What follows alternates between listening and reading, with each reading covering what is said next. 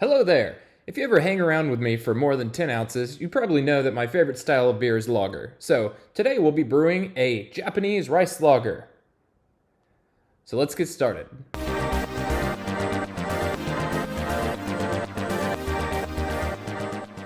Good quality filtered water is an important part of any recipe, especially with a rice lager, as it relies on a delicate balance of hop and malt flavors.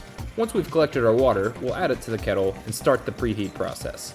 While we're waiting for the water to heat up, we'll go ahead and add the following amounts of gypsum, calcium chloride, and Epsom salt. The malt I'm using for this recipe is Heidelberg malt, about 4 pounds 8 ounces of it.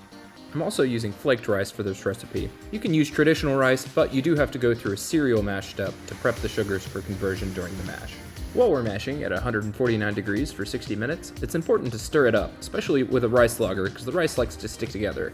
After the mash step, it's time to set your kettle to boil, pull the grains out, and rinse them off. If you like making your life easier, go ahead and add some foam inhibitor and measure out your hops. I'll be using Moutier hops, which are a New Zealand variety similar to Sorachi Ace or what you might traditionally find in a Japanese rice lager.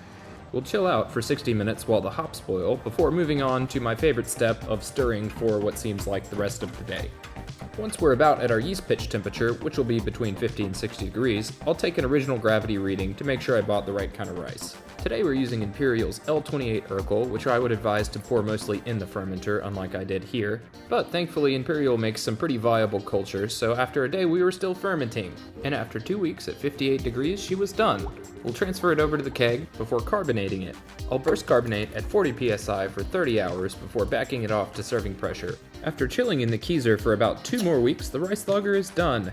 Time to pull a pint and see how it tastes. Final thoughts on the Japanese rice lager. I remember having my first Sapporo and thinking at the time, okay, this is probably the cheapest beer on the menu. I don't know how much I'm going to enjoy it. I ended up enjoying it quite a bit. It was very drinkable, it was crushable, the hop flavor was nice. That's kind of what I'm looking for when I am making a rice lager. A very crushable beer that has some good characteristics, or at least the best characteristics that you get out of some of the mass market light lagers. Friends try it and they say, oh, that's kind of like a Bud Light, but tastes a little nicer.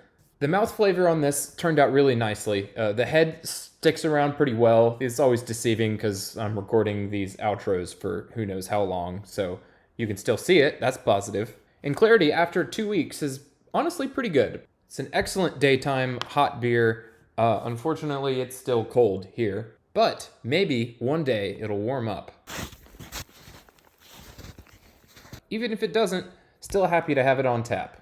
Cheers.